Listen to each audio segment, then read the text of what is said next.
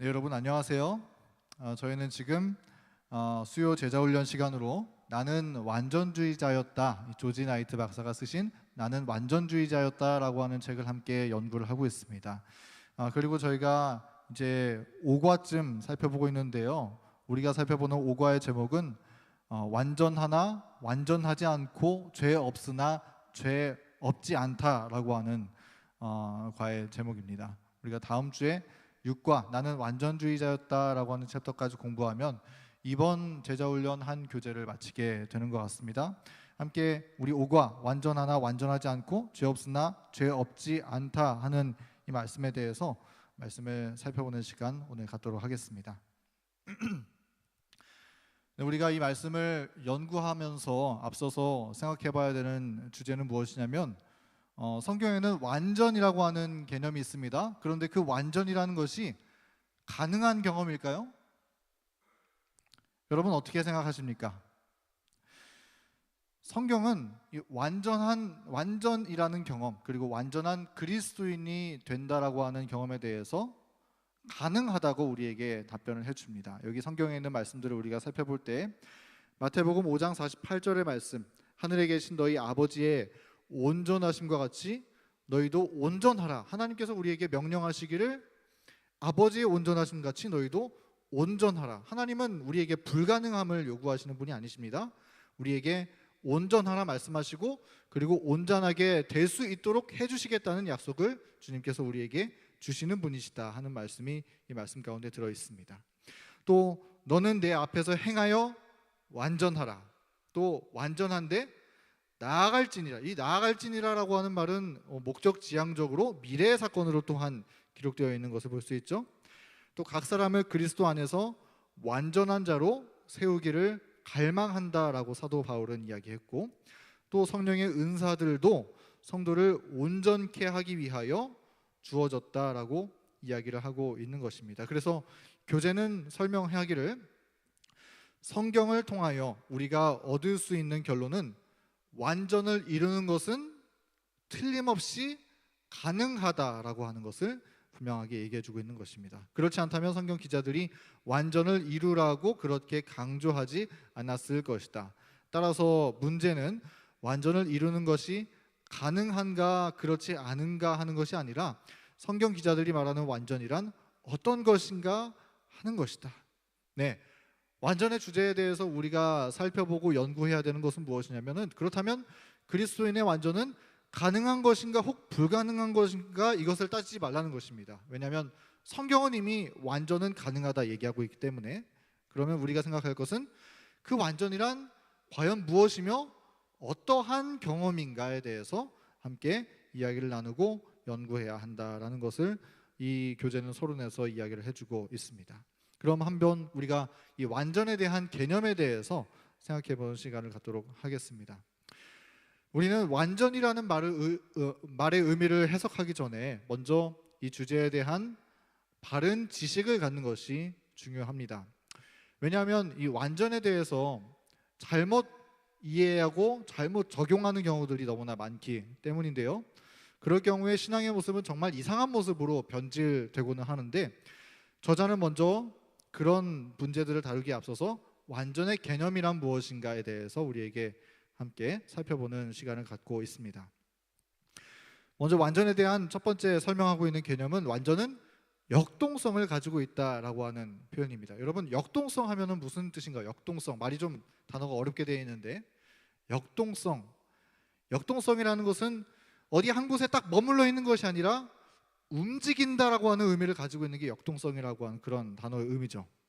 그러니까 완전은 어떤 한순간 딱 경험하고 거기에서 멈춰 있는 것이 아니라 계속해서 역동적으로 움직이고 발전해 나가고 점진적으로 나아가는 그러한 속성을 가진 것이 완전이다라고 하는 것입니다. 그래서 이 저자는 마빈 무어의 글을 인용해서 어떤 의미에서 우리가 예수님을 구주로 영접하는 순간 우리는 완전한데 이는 그분의 의가 우리의 죄를 가려주기 때문이다. 그러나 품성의 완전은 평생의 일이다 라고 이야기를 하고 있습니다. 그래서 완전은 예수님을 구주로 영접하는 순간, 이걸 두 글자로 뭐라고 표현할 수 있습니까? 칭의라고 우리가 표현할 수 있을까요? 네, 그렇죠. 예수님을 영접하는 것, 칭의라고 표현할 수 있는 것입니다.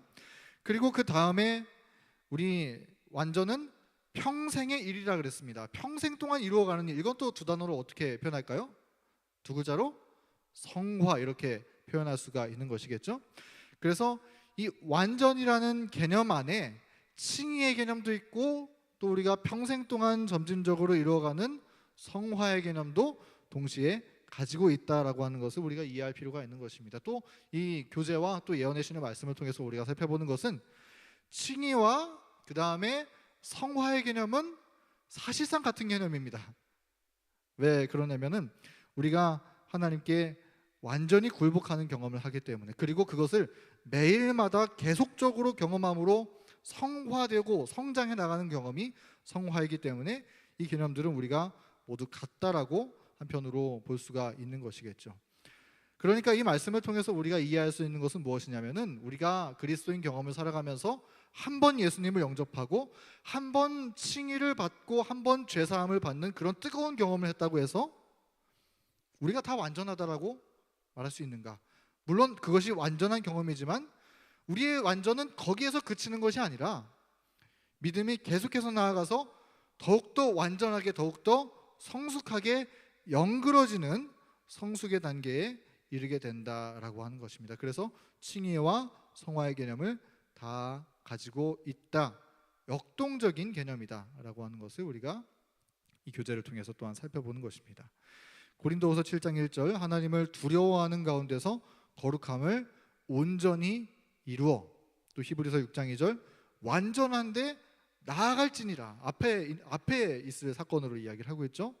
또 고린도후서 3장 18절, 저와 같은 형상으로 화하여 영광으로 영광에 이르니. 그러니까 예수님을 믿을 때 이미 영광을 경험했습니다. 그런데 거기서 멈출 것이 아니라 더 큰 영광으로, 더욱더 하나님을 닮아가는 더 큰 영광으로 점점 더 나아가게 된다라고 하는 것이 이 완전의 역동적인 개념이다라는 사실을 우리가 기억할 수 있으면 좋을 것 같습니다. 네, 그래서 이 저자는 이 완전의 개념에 대해서 이렇게 묘사를 하고 있는데요. 이 머빈 무어의 글을 인용을 해서 완전이란, 여기에 있는 글을 한번 읽어보겠습니다. 완전이란 완성된 한 점이라기보다는 그 점들이 이어진 선이라고 할 수 있다. 무어는 말한다, 점이란 한계가 있는 것이지만 완전이란 거기에 도달해 그것을 측정할 수 있는 점이라기보다는 오히려 예수 그리스도와의 관계이며 삶의 방식이다. 자, 완전은 점이 아니라 선이라 그랬습니다. 이해하시겠죠? 점은 무엇입니까? 거기 한번 딱 찍히고 멈춰 있는 게 점이죠. 내가 한번 예수님을 믿고 뜨겁게 변화되는 한 번의 경험을 한 것이 점. 근데 완전은 딱 그 지점에서 머무는 것이 아니라는 거예요. 계속해서 앞으로 나아가는 것이라는 것입니다. 제가 아는 어떤 청년 중에서 당신은 예수님을 만난 경험이 있습니까? 이런 질문을 할 때 대답하는 것이 항상 과거에, 옛날에 제가 고등학교 3학년 때 예수님을 만난 경험이 있습니다. 항상 고등학교 3학년 때로 돌아가는 친구가 있어요. 근데 그때만 그때 경험하고 지금은 별로 예수님을 경험하고 있지 못하다, 그런 이야기를 꼭 덧붙여서 하는 것이더라고요. 그런데 이 완전이라고 하는 개념은 옛날에 한번 크게 점 찍었다라고 해서 그게 끝나는 것이 아니라 선처럼, 선은 어떻습니까? 점들이 계속 이어질 때 섬이지 않습니까? 날마다 하나님께 예수 그리스도를 영접하는 칭의, 예수님을 믿는 그 믿음의 경험을 날마다 이어가다가 그것이 점점 더 이어져서 선을 이루고 점점 더 예수님께로 나아가는 그러한 주님과 살아있는 관계를 통해서 성숙해가는 과정이 완전이다. 그래서 완전은 점이 아니라 선이다 라고 저자는 우리에게 이야기를 해주고 있는 것입니다. 그리고 이어서 이렇게 이야기합니다. 여기 아래에 있는 글입니다. 하늘에 가서도 우리는 영적으로 끝없이 계속 성장하게 될 것이다. 그러나 영원이라는 세월이 흘러도 우리는 결코 하나님의 완전하심과 같은 그런 수준의 그런 완전에는 이룰 수 없다라고 이야기를 하고 있는 것이죠. 네, 우리가 경험하게 되는 완전의 경험은 하나님의 수준의 완전을 결코 이룰 수 없습니다. 하나님은 자라나는 완전이 아니에요. 하나님은 그분이 완전이시고 절대적인 완전의 영역에 이르신 분이십니다. 영역이신 분이십니다. 하나님은 하나님의 영역에서 절대적으로 완전하신 분이실진데, 우리는 그러면 어떻게 할까요? 하나님은 절대적 완전이신 분이시기 때문에 우리는 그렇다면은 여기에 같은 수준에 이를 수는 없다고 했는데, 그러면 결코 주님께 다가갈 수 없는 것인가? 그것은 아닙니다. 우리는 우리의 영역에서 우리가 하나님에 대해서 얼마나 알고 얼마나 경험하는가, 얼마나 어떤 빛을 받았는가에 따라서 그 말씀에 굴복하고 순종함으로 우리의 경험은 우리의 영역 안에서 성숙하게 되고 완전함에 이를 수 있다라고 하는 것입니다. 그러나 하나님 같은 실수함이 전혀 없고 완벽하신 완전에는 우리는 결코 이를 수 없다. 그래서 우리는 하늘에서도 계속해서 성장하고 자라난다라고 이야기를 해주고 있는 것입니다. 자, 이제 완전에 대한 잘못된 견해들에 대해서 몇 가지 저자는 설명을 해주고 있는데요. 여기 한 4가지로 요약해서 이야기를 해주고 있습니다. 첫 번째는 완전한 자는 무엇을 하든지 옳고 거룩하다라고 하는 주장입니다. 이런 주장이 있을까요? 근데 우리 역사 속에 이런 주장이 있었다고 이야기를 해요. 1840년대 이 전 그 밀러주의 운동가 중에 어떤 일부는 이러한 어떤 이단적인 특성을 가지고 있는 완전주의에 빠지게 됐는데, 그들은 영적 아내를 뒀다고 해요. 원래 처 말고 영적 아내. 이게 무슨 말이냐면 완전하게 된 사람은, 하나님을 믿고 그리스도 안에 완전하게 된 사람은 다른 사람의 아내를 취해도 그것이 죄가 되지 않는다라고 그렇게 주장했다는 거예요. 너무 이상하죠? 근데 그런 완전의 이상한 개념에 빠지게 되는 그런 역사적인 사건이 있었다라고 하는 것입니다. 또 완전에 대한 물질주의적 이해, 이게 물질주의적이라는 말이 제가 아직 이해가 가지 않아서 신비주의적이라고 제가 좀 설명을 붙였습니다. 몇몇 재림교인들은 하나님과 올바른 관계에 있으면 은발이 된 머리칼도 본래의 검은 색깔로 바뀔 수 있다라고 그렇게 믿었다는 거예요. 어떤 완전의 경험에 이르면 이런 신비주의적인 어떤 변화도 똑같이 따라온다, 그렇게 믿는 그런 이상한 사상이 있었다는 것입니다. 또 이것과 관련해서 1900년대 재림교회 인디애나주에서 있었던 집회에 그 성령운동 그리고 오순절운동 그런 사건이 있었는데, 거기에서 또한 또 이상한 완전주의가 출현한 사건이 있었는데요. 거기에는 무엇이냐면 천국은 어린아이 같은 사람이 들어가는 곳이다, 이렇게 적용을 하고, 그러면 우리는 어떻게 돼야 되는가? 완전한 사람으로서 우리도 어린아이처럼 행해야 된다. 그래서 다 큰 어른들이 어린아이처럼 응애 이렇게 얘기하고 기어다니고 그렇게 하는 거예요. 손가락 빨고. 그게 완전이냐는 것이죠. 내 완전을 잘못 적용하고 잘못 이해할 때 정말 이상한 문제에 또한 빠지게 된다는 것을 우리는 이런 내용을 통해서 이해할 수 있는 것입니다. 그리고 우리가 제일 익숙한 것은 이 3번이에요. 문자적인 순종을 강조하는 도덕주의적 이해. 이것은 뭐냐면은 완전을 절대주의적 완전. 우리는 완전에 이르면 이제는 넘어지지 않을 수 있는 그런 경험에 이를 수 있어. 이렇게 이해를 하는 것입니다. 여러분, 이런 경험이 어쩌면 우리랑 굉장히 가까운 그런 위험에 빠질 수 있는 문제이죠. 이것은 바리새주의가 가지고 있었던 개념인데요.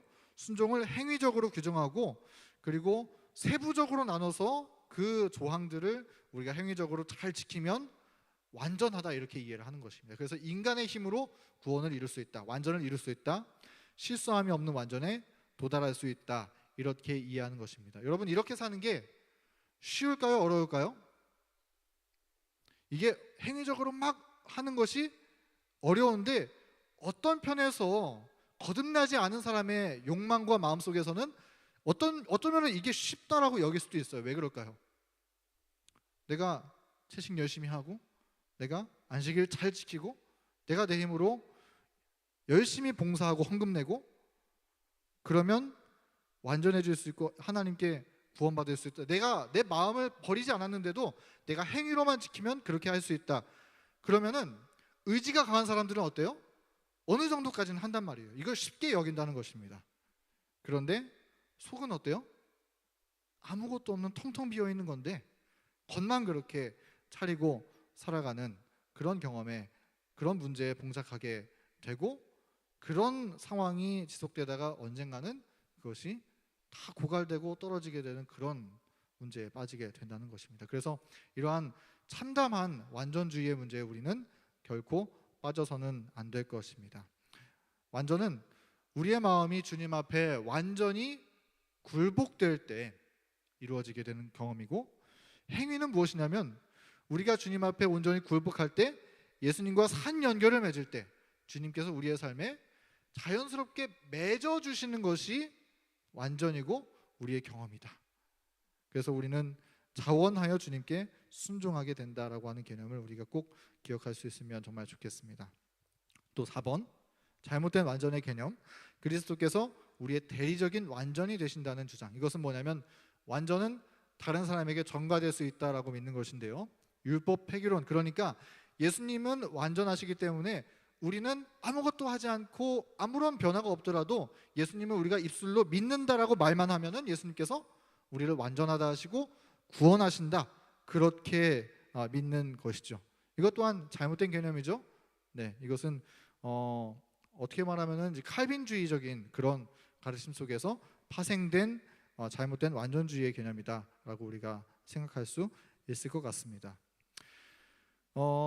이 완전의 잘못된 개념에 대해서 여러모로 이 네 가지로 이야기를 나누었었는데요.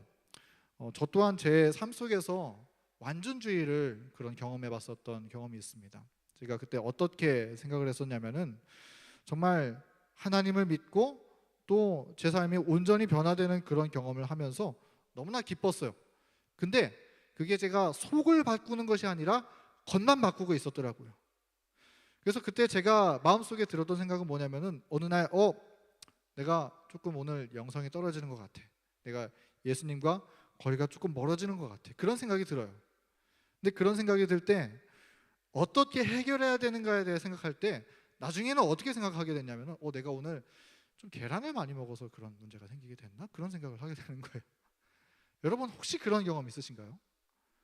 네, 계란을 조금 먹어서 내가 하나님과의 관계가 과연 멀어졌을까요? 물론 뭐 어떤 정욕적인 그런 욕구가 우리의 먹는 걸 통해서 연결되어 있기는 할 것입니다. 그런데 그런 문제가 아니잖아요.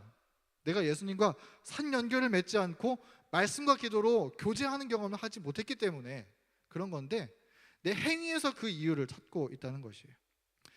제가 근데 그런 문제 속에 빠져 있을 때 제가 말씀을 들으면서 배우게 되었었던 이 완전에 대한 정확한 균형을 찾아가게 되었었던 그런 주제는 무엇이냐면 이 문장이었습니다. 완전은 우리가 나아가야 할 목표임과 동시에 하나님께서 맺어주시는 열매라는 거예요. 완전은 목표임과 동시에 열매이다. 이게 무슨 말인가? 완전을 목표로서만 생각하면 어떻게 될까요? 우리는 그 목표에 다다르기 위해서 무엇인가를 해야 된다는 거예요. 그 목표에 다다르기 위해서 무엇인가 열심히 채식도 해야 되고 무엇인가 열심히 헌금도 내야 되고, 그런 내 행위를 강조하게, 그걸 하지 않아야 된다는 것을 말하는 것이 아닙니다.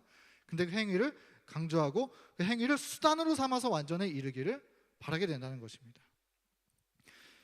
그리고 완전을 목표로 삼게 되면 내가 만약에 그 완전의 목표를 다다르기 위해서 나아가다가 넘어지게 되면 어떻게 돼요? 나는 그럼 예수님을 한 번도 만난 적이 없나? 내가 예수님 안에서 한 번도 거듭난 적이 없는 사람일까? 그런 고뇌와 곤고함이 밀려오는 거예요. 예수님을 사랑하고 예수님을 믿었던 그런 경험이 있음에도 불구하고 내가 한 번 넘어지면 완전한 목표라 그랬는데 그럼 나는 완전하지 못했나, 이렇게 생각을 하게 되는 것이죠. 근데 그런 것이 아니라 완전은 하나님의 사랑의 그 근원에 우리가 다가가는 그런 목표임과 동시에 우리가 하나님과 산 연결을 맺을 때 주님께서 우리의 삶에 맺어주시는 열매라는 것입니다. 그래서 우리는 그 열매에 의해서 순종하는 삶을 살고 싶게 되고 즐거워하면서 주님께 순종하게 되는 거예요. 그래서 이 완전은 우리가 주님을 사랑함으로 또 주님께서 우리에게 은혜를 주입하고 넣어주심으로 우리에게 생기는 자연스러운 열매와 같은 경험이다.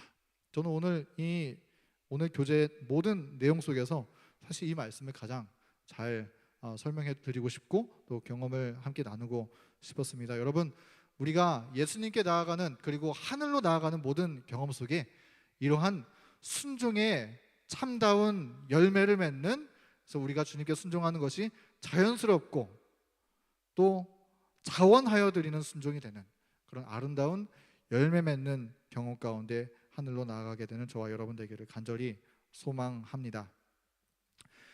마태복음 5장 48절의 말씀, 완전에 대해서 가장 핵심적인 말씀이죠. 한번 읽어보겠습니다. 하늘에 계신 너희 아버지의 온전하심과 같이 너희도 온전하라라고 이렇게 이야기를 하고 있어요. 우리가 아까도 이 말씀을 살펴봤습니다. 그런데 여기에서 말하는 하나님께서 온전하심 같이 너희도 온전하라고 하는 말씀의 의미가 무엇일까요? 어떤 사람은 이 말씀을 해석해서 하나님께서 온전하심은 절대적인 온전, 그러니까 실수함이 없는 그런 온전이니까 그런 것처럼 너희도 온전하라 그랬으니까 너희도 어떻게 하라? 실수함 없이 목표에 꼭 다다라야 된다. 그런 지향점을 가지고 온전을 이야기하는, 그렇게 이해하는 그런 경우들이 덜어 있습니다. 제가 생각할 때 이런 경우는 정말 많지 않은 그런 경험인데, 근데 그렇게 이해하시는 경험들이 있습니다. 그러나 이 온전이라고 하는 이 말씀의 의미는 무엇인가? 물론 이것이 이제 이따가 말씀을 드리겠지만 사랑이라는 맥락에서 이해될 수 있는 말씀인데요. 여기에 그 보라 색깔로 쳐져 있는 말씀을, 이게 산상보훈에 있는 그 말씀에 대한 해설인데요. 하나님께서 그분의 영역에서 완전하신 것 같이 우리는 우리의 영역에서 완전하게 될 수 있다. 이게 바로 이 말씀에 대한 해석입니다. 이것이 무슨 말인가? 자, 보면은 하나님께서 그분의 영역에서 완전하신 것 같이, 하나님의 영역은 어떻습니까? 하나님은 절대적 완전이에요. 하나님은 실수함이 없습니다. 하나님은 패배함이 없으십니다.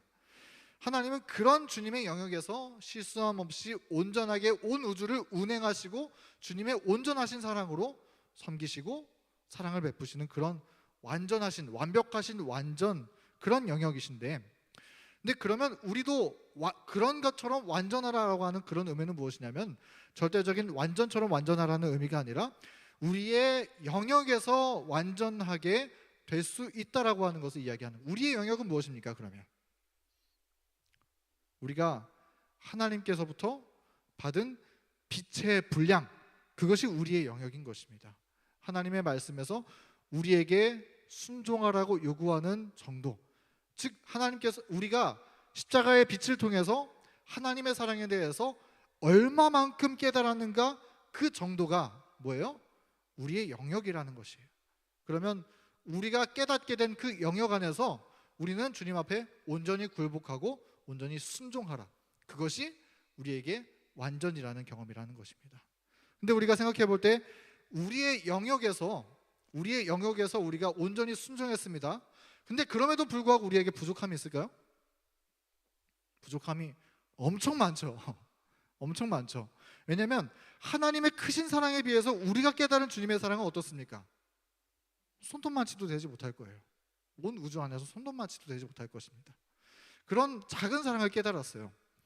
우리가 깨닫지 못한 영역이 훨씬 더 많습니다. 그래서 우리는 우리가 받은 빛 안에서 주님 앞에 온전히 굴복하고 순종하겠지만,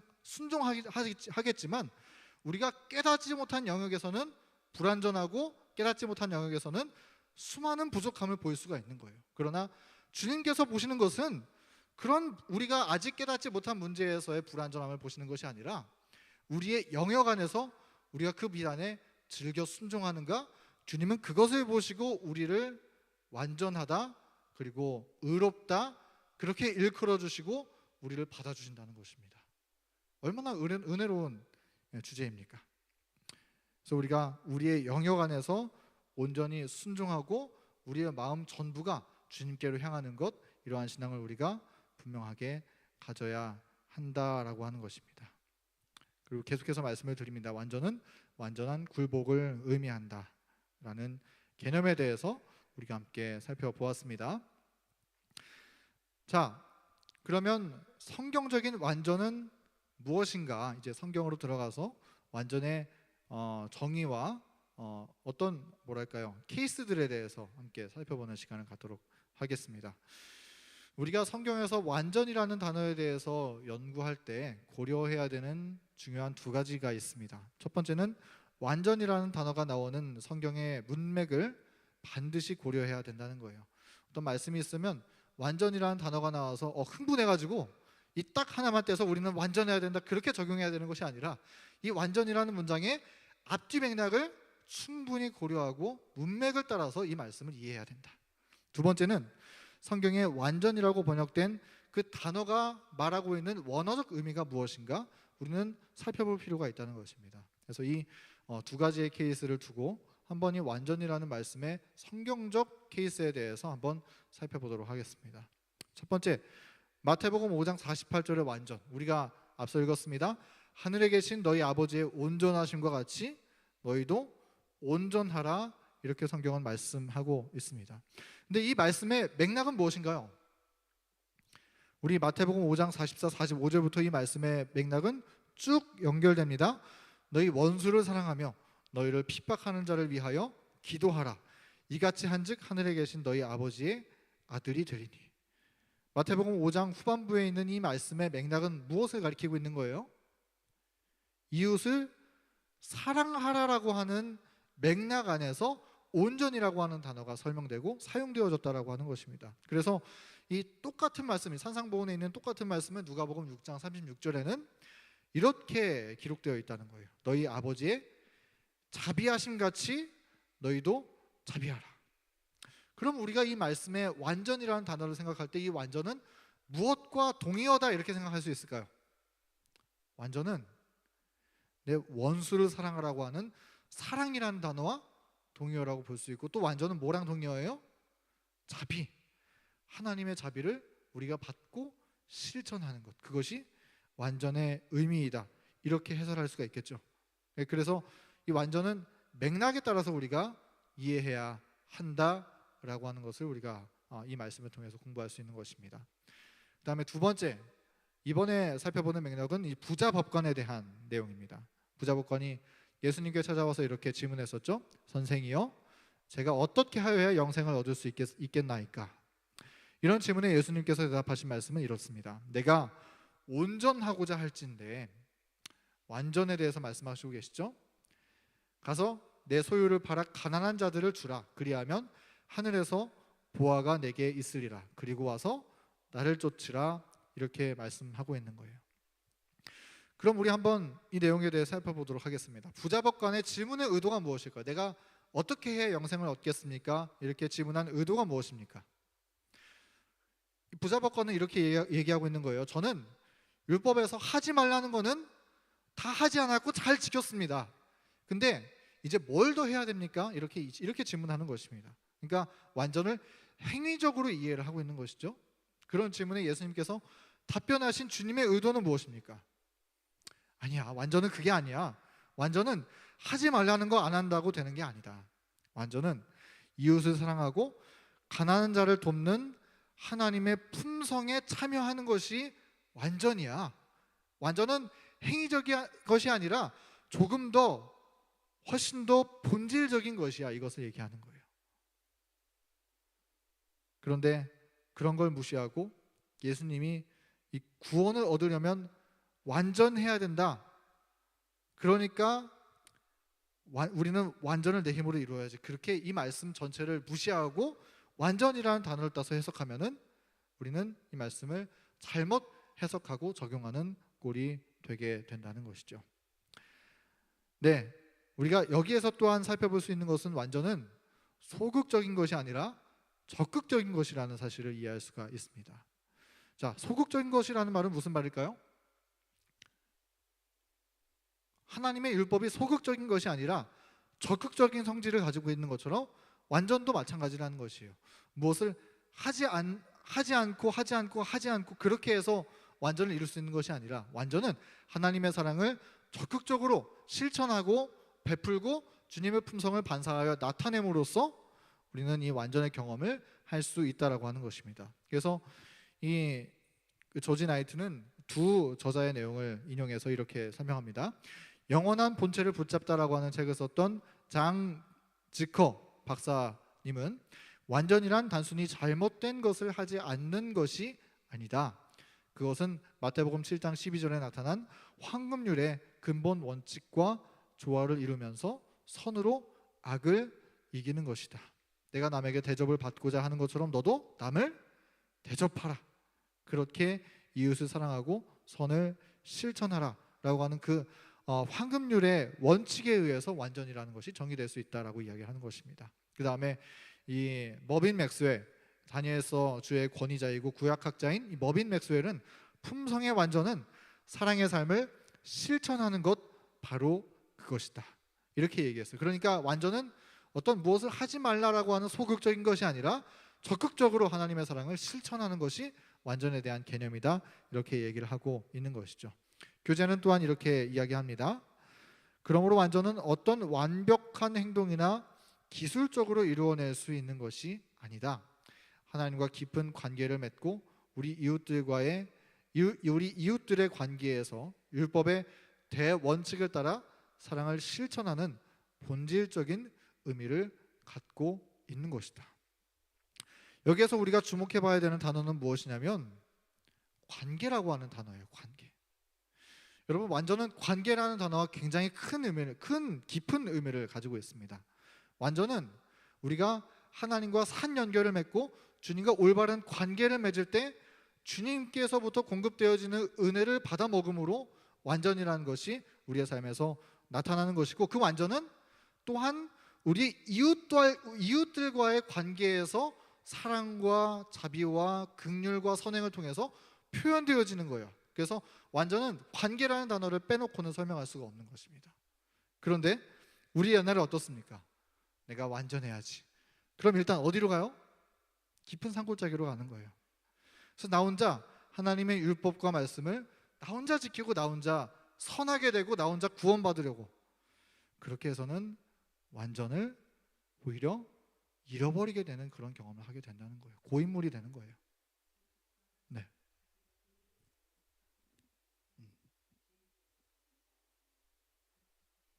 네, 정확하게 보시는 그런 말씀인 것 같습니다. 어떤 이런 종류의 완전을 추구하는 것은 나는 의롭다. 또 세상 사람들은 죄인이기 때문에 그 죄가 나한테 오염되지 말아야 돼요. 섞이지 말아야 됩니다. 근데 그렇게 해서 어떻게 하나님의 나라를 이룰 수 있으며 하나님께 영광을 돌릴 수 있겠느냐 하는 것이죠. 네, 우리의 완전은 관계라는 단어와 깊은 연결을 맺고 있다는 사실을 이 말씀을 통해서 또한 우리가 기억할 수 있으면 정말 좋겠습니다. 네, 그리고 완전이라고 표현된 성경의 원어에 대해서 또한 살펴보자면, 완전이라는 단어는 헬라어로 텔레이오스라고 하는 단어입니다. 텔레이오스라고 하는 말은 텔로스, 결말, 목적, 목표라고 하는 뜻을 가지고 있는 텔로스라고 하는 단어의 형용사인데요. 그래서 이 단어를 우리가 반추해 볼 때 완전하다라고 하는 말은 성숙함이라고 하는 개념을 포함한다는 거예요.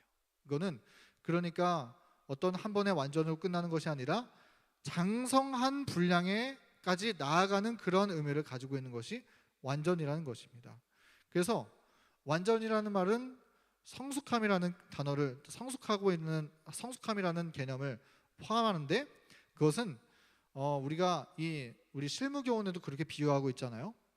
씨앗이 발아했을 때 그것은 완전이라고 하나님께서 보신다는 거예요. 그리고 씨앗이 자라서 이제 발아한 이파리가 자라서 나중에 꽃을 맺었을 때 그것은 주님께서 완전이라고 또한 보신다는 것이고, 그리고 더 자라서 열매를 맺었을 때, 그리고 장성한 커다란 나무가 되었을 때 그것을 가리켜서 또한 완전이라고 얘기하는 것이죠.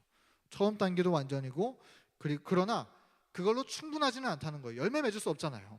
충분하지는 않다는 거예요. 그러나 주님께서 완전이라고 보시는 그것이 더욱더 자라나고 장성한 분량으로 계속해서 자라나는 그 과정 전체를 주님께서 완전이다라고 그렇게 이야기를 하는 것이죠. 저기 이제 점과 선을 통해서 다시 한번 제가 표현을 해봤는데, 첫 번째 점, 그러니까 싹이 튼 그 첫 번째 경험, 완전한 굴복, 칭의의 경험을 우리가 또한 완전이라고 할 수 있고, 그런데 그 경험이 한 번으로 끝나는 것이 아니라 우리의 삶에서 계속해서 반복되어질 때 우리가 계속해서 주님 안에 성숙되어지고 영그러지게 되고 열매를 맺게 되는 그리스도인에까지 자라나게 되는 장성한 분량에 이르는 것, 그것이 또한 완전 성숙에 나아가는 경험이다라고 우리가 이해를 할 수가 있는 것입니다. 이것이 텔레이오스라고 하는 원어를 통해서 살펴볼 수 있는 완전의 정의라고 하는 것이에요. 그리고 이 정의에 의해서 노아, 다니엘, 욥 이런 성경의 사람들이 노아는 당대의 완전한 자라 그런 판단을 받게 되었잖아요. 이 욥은 의로운 사람이라 주님께서 이렇게 판단하셨다는 말씀이죠.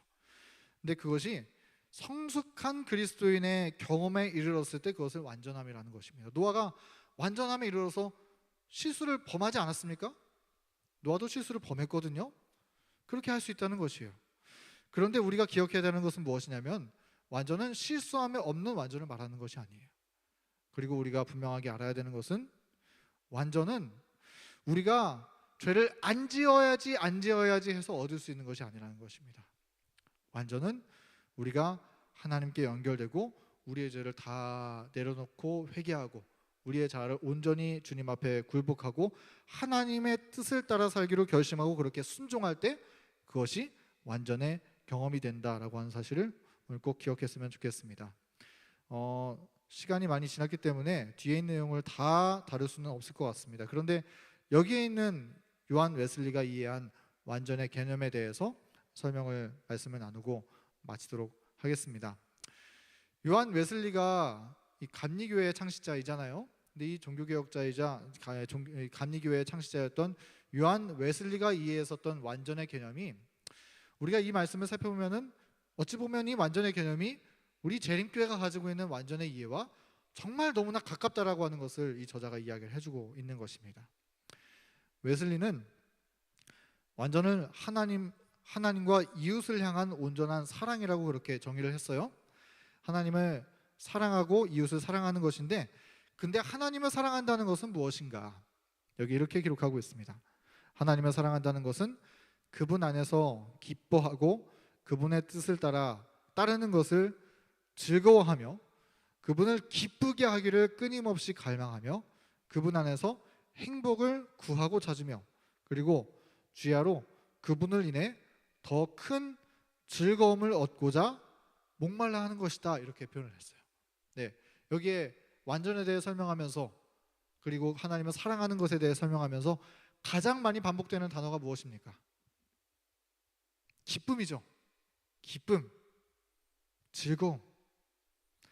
우리가 그리스도 안에서 기뻐하고 즐거워하는 그러한 과정 속에 있는 것이 완전이다, 이렇게 설명하고 있는 거예요.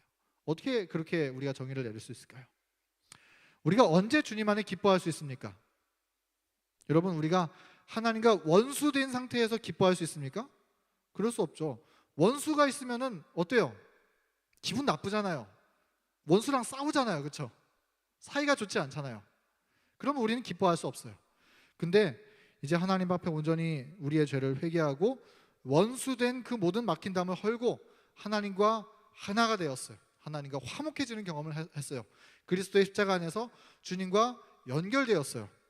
그렇게 할 때 우리는 주님 안에서 기뻐할 수 있는 것입니다. 그럴 때 비로소 기뻐할 수 있는 것이에요. 그것을 완전하다 표현할 수 있는 것이죠. 그리고 그 기쁨은 계속해서 자라날 수가 있는 것입니다. 저는 이 기쁨이라고 정의된 이 표현이 정말 와닿고 의미가 깊은 것 같습니다. 우리가 이 정노의 계단에 보면은 1장부터 쭉 인류를 향한 하나님의 사랑, 또 그리스도의 사랑, 회개, 자복, 헌신 쭉 나가다가 이제 13장에 나와서 나오는 그 13장의 경험이 무엇을 말하고 있는 경험입니까? 정노의 계단의 제 13장, 제 마지막 장에 설명되고 있는 제목이 무엇인가요? 그리스도 안에서 기뻐함, 주 안에서 기뻐함. 그게 제일 최종적으로 설명되는 말씀이거든요. 그러니까 우리가 모든 신앙의 단계에서 가장 최종적이면서 가장 근본적으로 가장 본질적이고 궁극적으로 이루어야 되는 경험은 무엇이냐면 우리가 하나님 안에서 기뻐해야 된다는 거예요.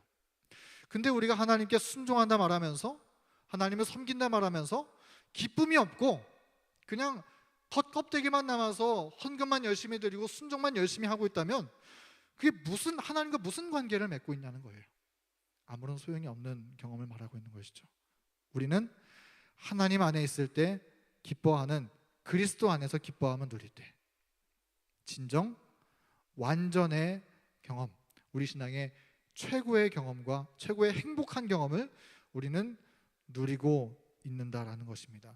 여러분, 우리의 신앙이 늘 하나님께 가까이 나아가고 또 믿음의 표준을 따라서 우리가 살아가고 그렇게 해야겠지만, 그러나 잊지 말아야 하는 것은 항상 주님 안에 기뻐하고 어떤 세상적인 즐거움으로 즐거운 것이 아니라 하나님 안에 주님으로 말미암아서 행복하고 즐거워하는 그런 마음이, 그래서 자원하는 마음으로 주님을 따라가고 기뻐하며 순종하는 그런 신앙이 우리의 삶의 중심이 되는 그런 경험으로 자리 잡게 되기를 간절히 소원합니다.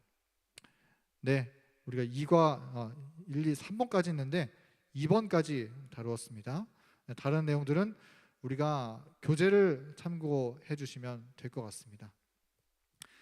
여러분, 우리 그리스도인들은 하늘 가는 길을 걸어가는 사람들입니다. 그런데 우리가 하늘 가는 길을 걸어가고 있다 생각하면은 흔히 생각하기를 우리가 내가 몇 퍼센트 와 있지? 한 50% 와 있을까? 70% 와 있을까? 자꾸 어느 정도 해야 하늘에 들어갈 수 있는가? 어느 정도 내가 행위로 행동해야 되는가? 이런 점들을 우리가 자꾸 생각하고 염려에 빠지곤 합니다. 그러나 우리에게 정말 중요한 것은 현재 우리의 마음 전부를 하나님 앞에 온전히 굴복하는 것, 우리의 마음과 태도에 하나님을 반역하고 또 하나님을 욕되게 할 어떤 여지를 남겨두지 않고 회개한 마음으로 주님과 살아있는 관계를 맺는 것, 그런 완전을, 그러니까 어떤 미래 언젠가에 이루어질 것이 아니라 현재 그리스도 안에서 기뻐하고 주님과 관계를 맺는 현재의 완전을 경험하는 것, 우리는 먼저 그것을 살펴보고 경험해야 한다는 것입니다.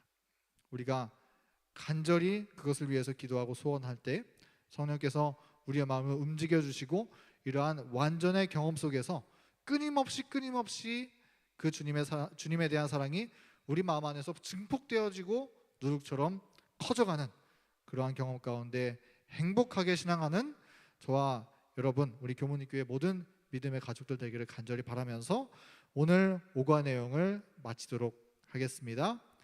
우리 묵상 기도하고